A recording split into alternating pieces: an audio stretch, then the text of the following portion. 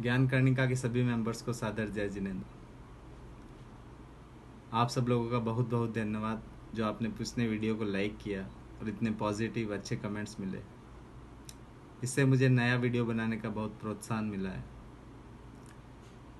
Professor विमल साहब का भी मैं बहुत बहुत आभार व्यक्त करता हूँ कि उन्होंने हमें जो ये प्लेटफॉर्म प्रोवाइड किया है। आज हम देखते हैं इतने इतने अच्छे वीडियो प्रसारित हो रहे हैं और सब लोगों को इसका बहुत ही फ़ायदा हो रहा है। तो पिछले वीडियो के विषय को, योग के विषय को आगे बढ़ाते हुए आज हम बात करेंगे योगिक डाइट और माइंडफुल ईटिंग की। तो अक्सर ऐसा देखा गया है कि लोग योगाभ्यास तो करते हैं, दूसरी एक्सरसाइज भी करते हैं, लेकिन खान पान से रिलेटेड बहुत अनियमितताएं रहती हैं। इसकी वजह से हमें योगाभ्यास का पूरा फ़ायदा नहीं मिल पाता है। तो इसके बारे में चर्चा करना आवश्यक है। हम बात करेंगे सुबह के नाश्ते से। सुबह को जब हम उठते हैं तो हमारी डाइजेस्टिव फायर बहुत कम होती है। इसे जठराग्नि भी कहा गया है। शास्त्रों में कहा गया है यत् पिंडे तत् ब्रह्मांडे, अर्थात जैसा ब्रह्मांड है वैसा ही हमारा शरीर है। तो सुबह के समय में जो सूरज जब उगता है तो उसकी ऊर्जा बहुत कम होती है। तो वैसा ही हमारा शरीर है।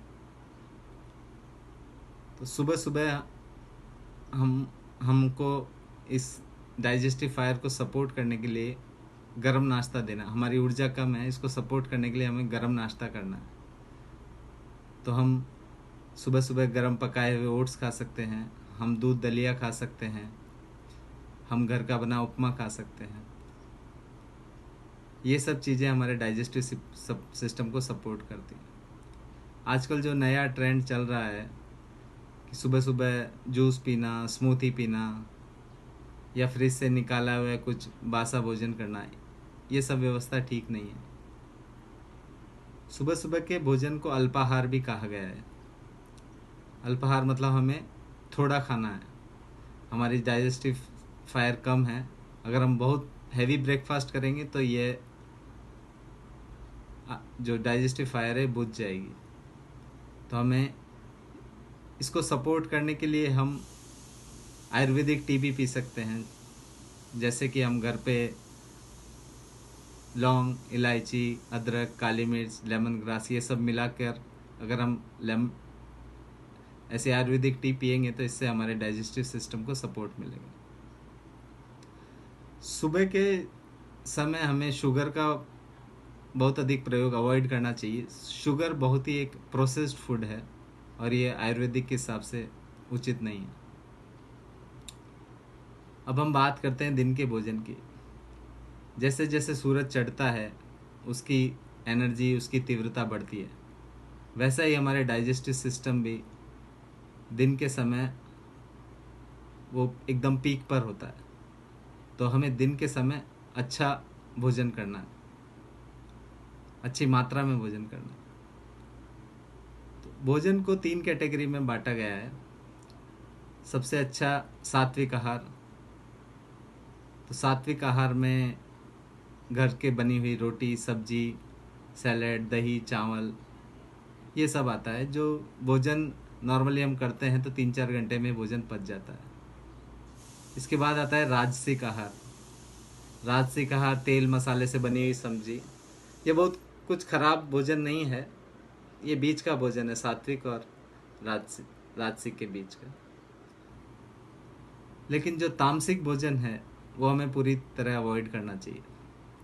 तो आज के संदर्भ में जो फास्ट फूड है, पिज़्ज़ा, बर्गर, मैगी, ये सब तामसिक भोजन में आता है।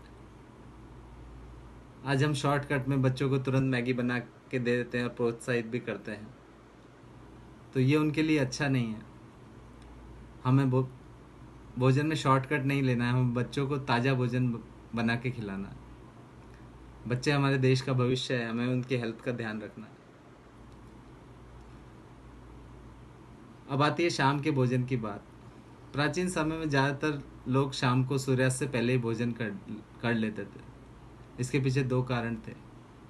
एक तो लाइट वगैरह की सुविधा नहीं थी, दूसरा हमारी जो डाइजेस्टिव फायर है, सूरज के ढलने के साथ ये डाइजेस्टिव फायर भी लो होती जाती है। तो हमें शाम का भोजन सूर्यास्त से पहले ही करने लेना चाहिए। लेकिन आजकल कामकाज के विषय में लोग ऐसा नहीं कर पाते हैं, तो भी हमें एटलीस्ट इतना तो ध्यान रखना है कि सोने से करीब 2-3 घंटे पहले हम अपना भोजन समाप्त कर दें।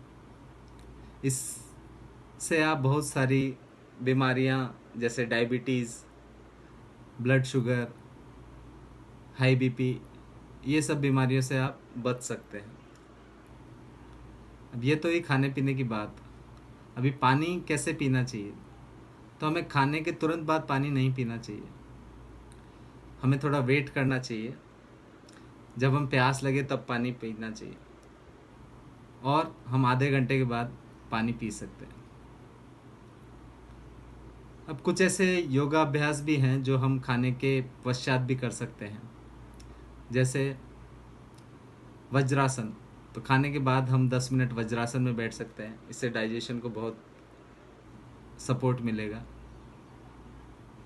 इसके साथ ही हम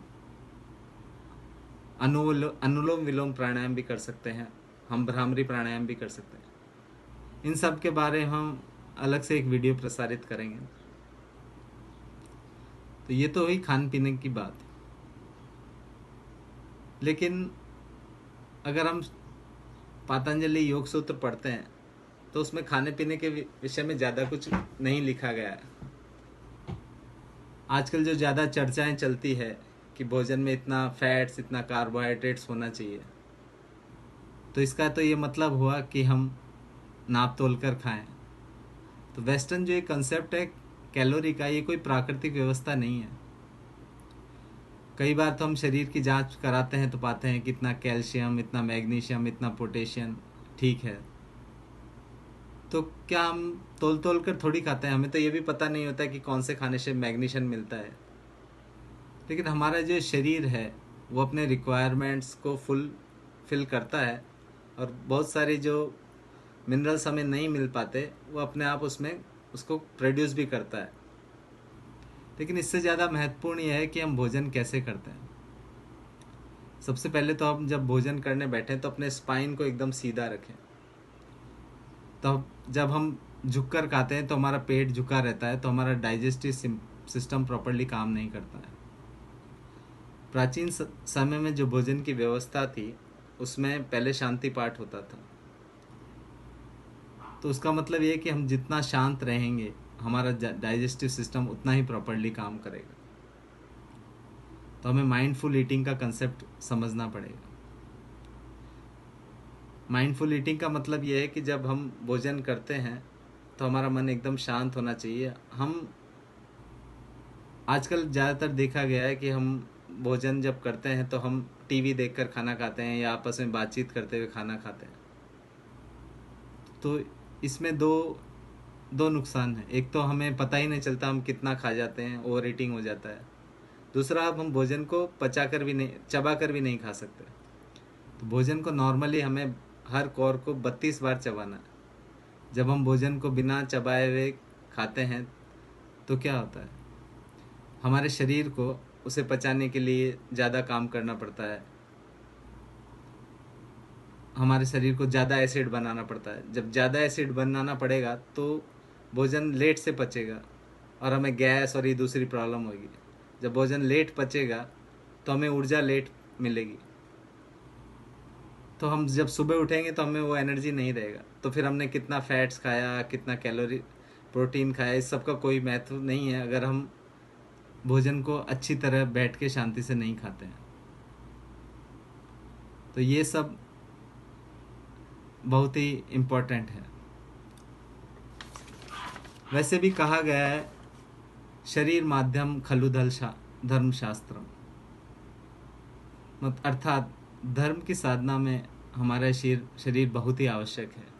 तो हमें ये शरीर को बनाए रखने के लिए पौष्टिक आहार देने पड़ेंगे।